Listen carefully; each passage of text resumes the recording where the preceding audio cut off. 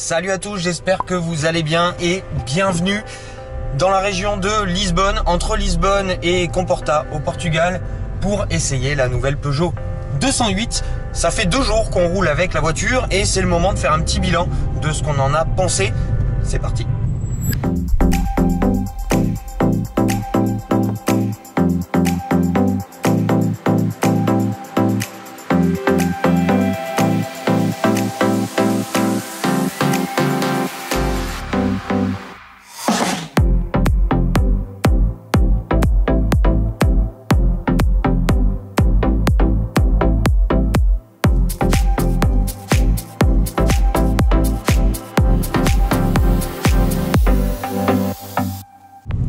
Alors, cette nouvelle Peugeot 208, on va faire bref, c'est une grosse prise en main, un petit essai en attendant de confirmer plein de trucs.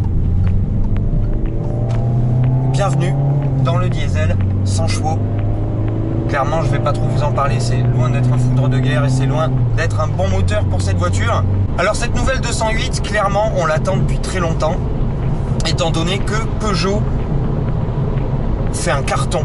Clairement en termes de design, que ça soit intérieur ou extérieur, et principalement extérieur. Avec cette nouvelle 208, Peugeot a mis les petits plats dans les grands et nous sort la plus jolie petite citadine de son segment. C'est l'atout principal d'une voiture dans ce segment, c'est son look.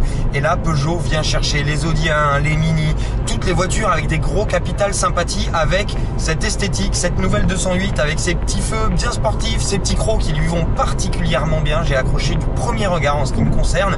Cette ligne un tout petit peu plus rondouillarde, on va dire, de profil, et cette arrière un peu plus taillée à la serpe et bien dessinée avec des proportions quasi parfaites. Et sur les versions GT comme celle dans laquelle nous nous trouvons, des arches de roue noires qui renforcent le côté trapu, le côté sportif et le côté dynamique de la voiture. Elle grandit, je crois que c'est un petit peu plus de 7 cm par rapport à la précédente 208.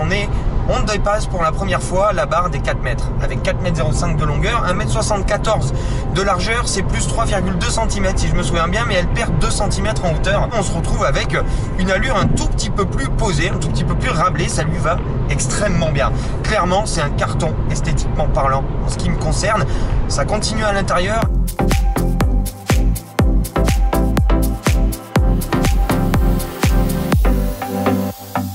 À l'intérieur, on a cet habitacle extrêmement bien dessiné, avec une planche de bord et ce GPS flottant avec des renfoncements, un petit peu comme on a pu le voir sur la 3008, 5008, 508, etc. Quelque chose d'assez aérien, de design. Voilà, clairement c'est bien fait, c'est beau, ça le fait complètement.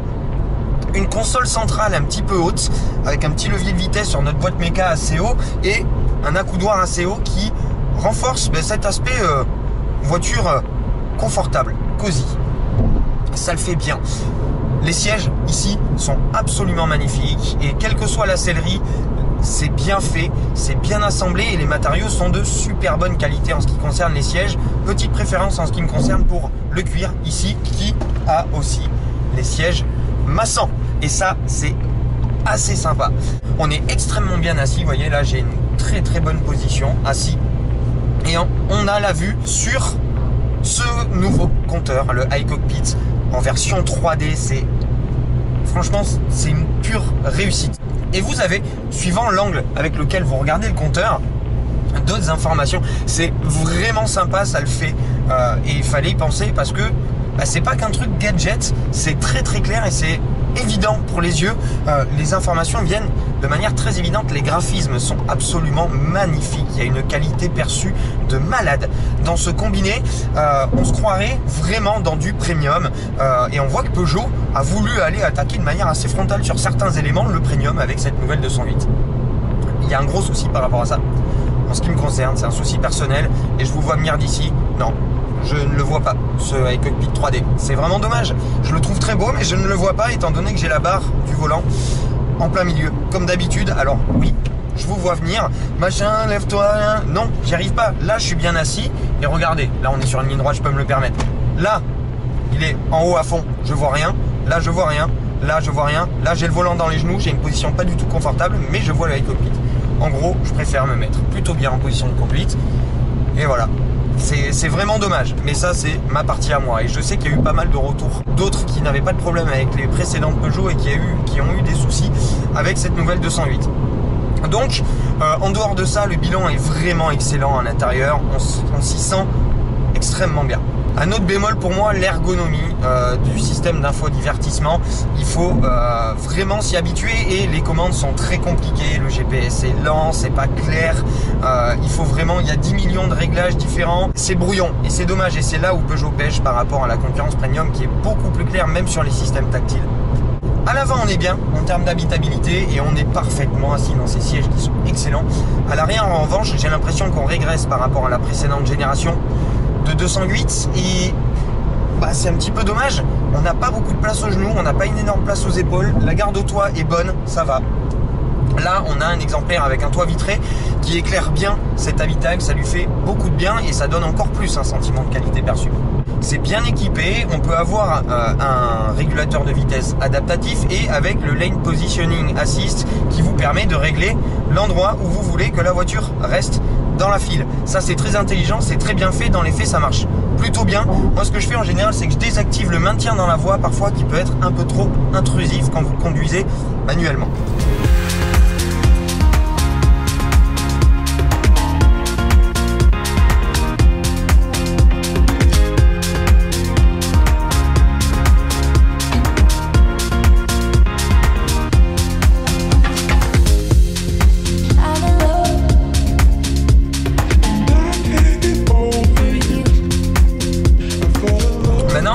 Sur la route, on a testé plusieurs moteurs. On a testé le diesel, le HDI 100 chevaux dans lequel on est là, qui n'a pour moi absolument aucun intérêt dans cette nouvelle 208, à part pour les énormes rouleurs. Mais les énormes rouleurs, je leur conseillerais de prendre une autre voiture. On va en reparler. On a essayé le 130 chevaux essence boîte 8 qui lisse complètement les sensations du moteur, qui le rend vraiment fade. Les performances sont pas mauvaises, mais 130 chevaux, 230 Nm, pour moi c'est des valeurs qui sont bien sur une voiture d'une tonne 2 et une petite citadine, et là on sent rien, c'est vraiment fade, la boîte lisse tout, il y a beaucoup de lag et le moteur est d'une inertie pas possible comme à peu près tous les 3 cylindres de la production et c'est vraiment dommage. Donc en gros, en ville c'est plutôt pas mal, la voiture se faufile bien, elle a un bon rayon de braquage, c'est assez sympa à utiliser, les 4 mètres vous les sentez pas, vous pouvez vous garer très facilement avec et on sent que c'est une citadine, on sent que c'est bien réglé pour ça et en termes de suspension, c'est bien suspendu, c'est agréable à vivre. Vous sortez de la ville et vous empruntez les grands axes ou les boulevards périphériques, etc. C'est bien. Tant que vous roulez pas trop vite, c'est confortable, encore une fois, ça gomme bien les aspérités, c'est réglé confort. Et dès que vous attaquez l'autoroute, c'est là où le bas blesse, c'est que déjà les moteurs seront de moins en moins efficients parce qu'on sent clairement que c'est pas des moteurs qui sont réglés pour rouler vite, même pas à 130 km/h.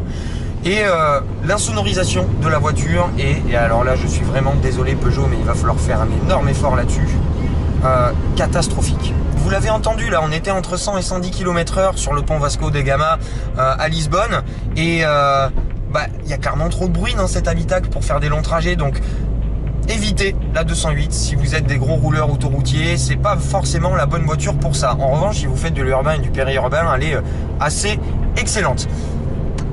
Maintenant, on a essayé, et très très belle surprise pour moi, la i208 ce matin, et pour tout vous dire, j'ai beaucoup aimé cette i208 parce que c'est pour moi la version la plus intéressante de cette nouvelle Peugeot 208.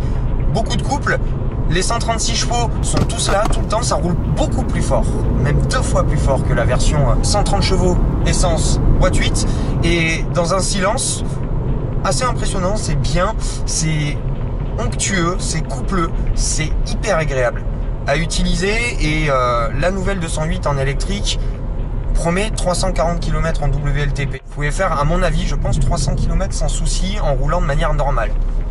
Maintenant, on l'a trouvé aussi pas mal en termes de comportement. La 208, une fois que vous arrivez dans les endroits où ça tourne, c'est pas du tout agréable à utiliser parce que j'ai pas retrouvé ce châssis Peugeot qui m'avait tant plu dans les précédentes générations et dans les autres productions Peugeot. Ce châssis incisif, ce châssis qui vous donne envie de faire un petit peu de sport, qui va de pair avec ce petit volant, effectivement, qui peut avoir un aspect sportif et donc qui vous donne envie de vous amuser un petit peu et de pouvoir profiter d'un très bon châssis sur des petites routes qui tournent. Et là non, je l'ai pas retrouvé. J'ai retrouvé du sous-virage, j'ai retrouvé un châssis qui est un petit peu, qui se cherche un petit peu et qui manque de fun. Voilà, sur les petites routes. Sur la i208, premièrement, c'est moins gênant parce que c'est moins une voiture avec laquelle on a envie de faire du sport. Et deuxièmement, elle est un peu mieux maintenue avec les batteries et le centre de gravité qui est un peu abaissé. Et bah, clairement, c'est vraiment une voiture, c'est la meilleure 208 de la gamme, la i208. Maintenant, c'est pas la 208 la plus donnée de la gamme. La gamme 208, elle démarre à 15 000 euros, 15 500 euros et elle va plafonner avec cette i208 en finition GT à 37 000 euros. Ici, notre version 100 chevaux diesel s'affiche à un petit peu plus de 25 000 euros avec toutes les options, le cuir, le taux ouvrant, la finition GT, etc. C'est plutôt pas trop mal. Ensuite, là où j'ai été un petit peu déçu aussi, c'est la consommation du 130 chevaux essence. Peugeot annonce 4 litres 5 en mixte, vous y serez pas du tout. Nous on était plus à 6 litres 5, 7 litres parce que effectivement ce 3 cylindres est tellement anémique qu'il faut lui taper dedans pour que ça roule et c'est vraiment dommage. Donc en demi-teinte niveau dynamique sur cette nouvelle 208. En revanche, niveau esthétique, look intérieur, extérieur, c'est quasiment le carton plein. C'est très très sympa et un gros coup de cœur pour cette nouvelle i208 qui, je pense, sera pour vous la motorisation à plébisciter, on va dire. Et quand je dis plébisciter, je pèse mes mots, c'est vraiment la motorisation la plus intéressante aujourd'hui sur la 208. Qui est avant tout destiné à des gens qui font de l'urbain et du périurbain. Si vous voyagez, prenez pas une 208, tapez dans la catégorie de dessus pour être tout à fait honnête et prenez une i208 pour la ville, ça sera absolument parfait. Vous l'aurez compris, on va pas s'étendre à 5000 ans là-dessus, mais cette nouvelle Peugeot 208, bah, esthétiquement parlant c'est un carton, dynamiquement parlant il faut revoir et on a eu un gros coup de cœur pour la i208, donc donnez-lui sa chance, essayez ça. Vous allez voir, c'est très très sympa et c'est une excellente alternative aux allemandes même et aux premium. On vient chercher Volkswagen, on s'en donne les moyens, on vient chercher Audi. La nouvelle 1 est clairement en retrait, donc Peugeot s'engouffre dans cette phase pour proposer un des produits les plus intéressants de la catégorie aujourd'hui. J'espère que vous avez apprécié cet essai, les amis. Si c'est le cas, n'hésitez pas à mettre le petit pouce, à vous abonner si c'est pas déjà fait. Et moi, je vous retrouve très très vite pour de nouvelles aventures. Vous allez voir, il y a des choses assez sympas qui arrivent avant la fin de l'année. D'ici là, très bonne continuation et très bonne fin de ce que vous êtes en train de faire. Ciao.